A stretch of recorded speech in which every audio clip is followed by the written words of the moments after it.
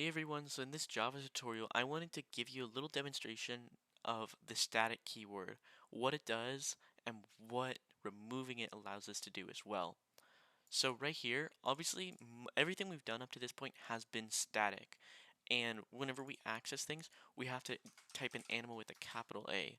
So I'm going to show you how you can use things that are not static. So when we say this function right here is static, or when we say this field is static, or this variable is static, we're basically saying there's only one instance of this function, and there's only one instance of this variable. Let me try to explain what I mean a little bit more in depth here.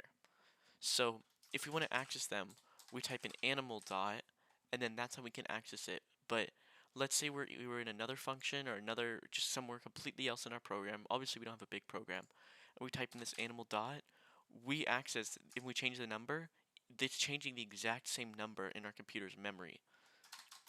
But whenever we have these classes, something we're able to do is create it into a reference object. So we can type in animal and we'll call it dog equals new animal.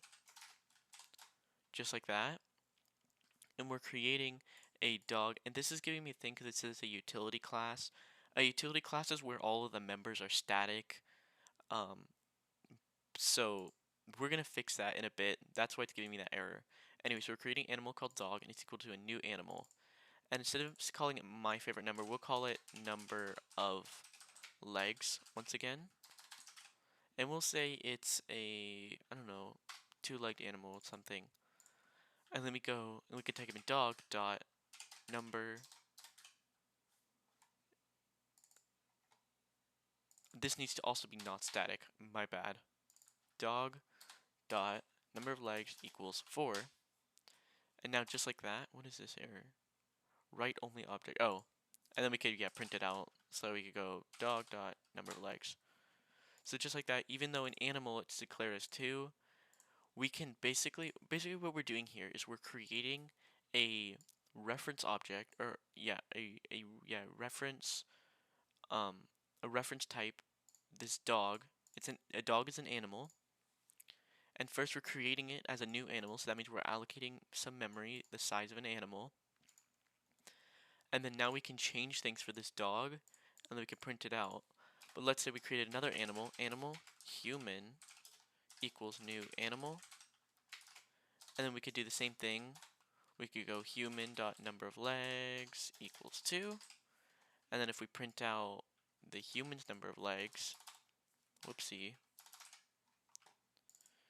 human, and then I'm going to just print out some little things. So dog legs, and then we're going to go print out a new line, and then human legs. Okay, just like this. So dog legs, dog has 4, the human has 2 legs.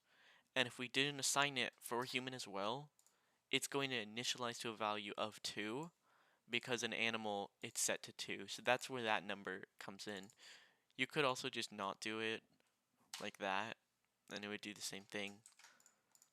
So that's basically what we can do with these non-static fields. Now, with methods, or with functions, if you take away the static keyword, it becomes what you call a method. A method meaning it's this function is now part of the animal class, and you can only access it if you have an instance of the animal class. So we can no longer say animal dot, we can't say like say hi.